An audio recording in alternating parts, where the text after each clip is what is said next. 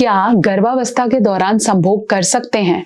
बहुत सारे ऐसे कपल्स हैं जो ये क्वेश्चन पूछते हैं, मैम प्रेगनेंसी में कब तक सेक्स कर सकते हैं, कितना सेक्स कर सकते हैं, कितने समय तक कर सकते हैं, क्या प्रेगनेंसी में सेक्स करना बुरा होता है, कौन से ट्राइमेस्टर तक करना है, क्या इसकी वजह से बच्चे को तो नुकसान नहीं हो जाएगा, क्या इसकी वजह से मिसकैरेज या अबॉर्शन तो नहीं हो जाएगा। बहुत सारे क्वेश्चंस, बहुत सारे। क्या प्रेगनेंसी में सेक्स करना सेफ है या नहीं, चलिए बात करेंगे। चैनल पे नए हैं जरूर सब्सक्राइब करें और कौन सी पोजीशंस होनी चाहिए उसके बारे में जरूर बताऊंगी, तो इस वीडियो को सारे पूरा अंत तक देखेंगे और चैनल पे नए हैं सब्सक्राइब करेंगे।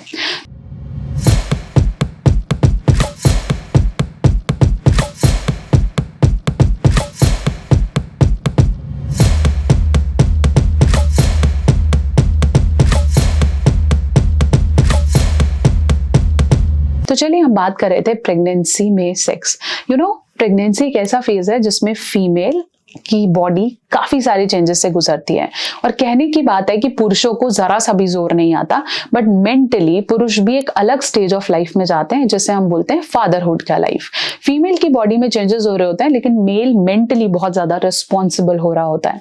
तो ऐसे में दोनों को सबसे ज्यादा जरूरत होती है एक दूसरे की सपोर्ट की। और ये भी आप अपनी बिल्कुल दिमाग से मिथ हटाएं कि sex is all about physical need, sex is about emotional and supportive need too. इसलिए अगर आपको लगता है कि प्रेगनेंसी में पार्टनर को छूना भी नहीं है और नीचे देखना भी नहीं है और सेक्स नहीं करना है, तो ऐसा बिल्कुल नहीं है। हाँ, कुछ ऐसे महीने हैं जिस पे ध्यान रखने की सबसे ज्यादा जरूरत है। जैसे शुरू के 3 महीने को अगर मैं डिफाइन करूं, तो अगर आप शुरू के 3 महीने में फ्रीक्वेंटली सेक्स में इन्वॉल्व हो रहे हैं, जब आपने प्रेगनेंसी आ गई है या अल्ट्रासाउंड से कंफर्म हो गई है, तो ऐसे टाइम पे अलग अलग डिफरेंट या वेक पोजीशन लेने से या एक्रोबेटिक पोजीशंस यूज करने से या स्टमक पे बहुत ज्यादा जोर डालने से मिसकैरेज के चांसेस हो सकते हैं। ऐसे में फ्रीक्वेंटली मिशनरी पोजीशन या फिर काउगर्ल पोजीशंस को लिया जा सकता है, जिसमें frequent female on the top है, जिसकी वजह से उनकी बॉडी या उनके स्टमक पे जो भी ग्रोथ हो रही है उसका वो खुद से कंट्रोल कर पाए। साथ साथ पहले 3 महीने, स्पेशली तीसरा महीना, प्रिकॉशंस का थोड़ा सा हम ज्यादा डाल लेते हैं, बट ऐसे में आप ओरल सेक्स, फिजिकल इंटिमेसी या फोरप्ले को कभी भी, कैसे भी, कहीं भी कर सकते हैं। तो उसके लिए आपको टिपिकल वजाइनल सेक्स की तरफ ही ध्यान देना जरूरी नहीं है। फिर बात करती हूँ बीच का फेज, जिसे हम चौथे महीने से छठा महीना कहते हैं, जो हमारा दूसरा ट्राइमेस्टर होता है।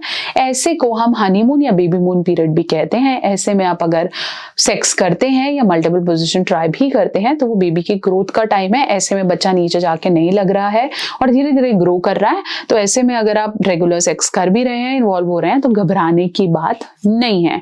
एक चीज ध्यान रखना है कि ऐसा ना हो कि माँ का पेट दब रहा हो और किसी चीज से लग रहा हो, तो बेटर आप अपना सारा बोझ या अपना सारा वेट फीमेल के ऊपर ना डालें। ऐसे में female on the top, cowgirl positions या dog position is preferred. Missionary, बहुत ज्यादा टिल्टेड मिशनरी नहीं करना है, बेसिक मिशनरी आप लोग प्रैक्टिस कर सकते हैं। फिर हम बात करेंगे छठे से 9वां महीना, जो कि सबसे ज्यादा क्रूशियल मंथ रहता है, जब बच्चा नीचे जाके आपके सिम्फिसिस प्यूबिस में लगने लग जाता है, जिसे हम बोलते हैं कि ठहराव आ गया है। इस समय बच्चा पोजीशंस भी चेंज करता है और यहाँ से धीरे धीरे वजाइनल कैनाल ओपन होने लग जाती है।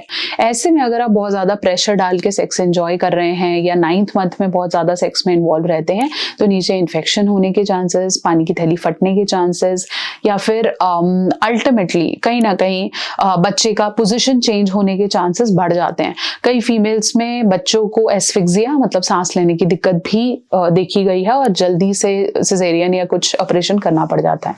तो ऐसे में please avoid regressive sex position. Otherwise sex पूरी प्रेगनेंसी के दौरान करने में कोई मनाही नहीं है। कई कंडीशंस में जहां प्रेगनेंसी बहुत हाई रिस्क रहती है, जहां पे मदर को कोई शुगर, बीपी, थायराइड, ऐसी कोई कंडीशंस या हार्ट कंडीशंस है, या बच्चा का वजन कम है या कमजोर है, ऐसे में डॉक्टर, आपकी गायनेकोलॉजिस्ट आपको पहले से ही बोल देगी कि इन दिनों आप प्लीज सेक्स को अवॉइड करें, तो ये पोजिशन अवॉइड करें, क्योंकि कई फीमेल में नीचे से खून आना या स्पॉटिंग आनी शुरू हो जाती है। तो उस समय डॉक्टर आपको खुद से बोलता है। इसके अलावा आप अपनी प्रेगनेंसी में सेक्स को एंजॉय कर सकते हैं बेस्ड ऑन पार्टनर का कंफर्ट, क्योंकि उसको बॉडी चेंजेस हो रहे हैं, stress level, hormone disturbances, plus communication और कंसेंट बहुत इंपॉर्टेंट है। अगर आप कंसेंट के बिना करेंगे तो अल्टीमेटली ये प्रेगनेंसी स्ट्रेसफुल हो सकती है और फिर धीरे धीरे और भी कॉम्प्लिकेशंस बढ़ सकते हैं।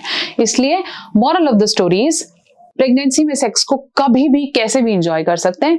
पहले के 3 महीने और एंड के 3 महीने थोड़ा सा प्रिकॉशंस लेने की जरूरत है और एक दूसरे की सहमति, रजामंदी और खुशी के साथ इसे करना जरूरी है।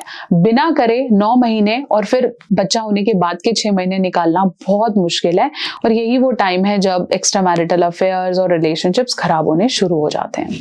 आशा करती हूँ मेरी वीडियो आपके बहुत से डाउट्स को क्लियर कर पाई है। चैनल पर नए हैं सब्सक्राइब करें और ऐसे कोई भी क्वेश्चंस हैं जो आप अपनी सेक्स लाइफ से रिलेटेड पूछना चाहते हैं, कहाँ पे प्रिकॉशंस लेने की जरूरत है, एनीथिंग आप उसे कमेंट सेक्शन में लिख सकते हैं ताकि अगली वीडियोस पर आती रहे। साथ साथ आप चाहें तो मुझे इंस्टाग्राम या फेसबुक पे भी कनेक्ट कर सकते हैं, डॉक्टर नेहा ऑफिशियल, और अपने क्वेश्चंस पूछ सकते हैं। बने रहेंगे, जुड़े रहेंगे, ऐसी वीडियोस के लिए कनेक्टेड रहें।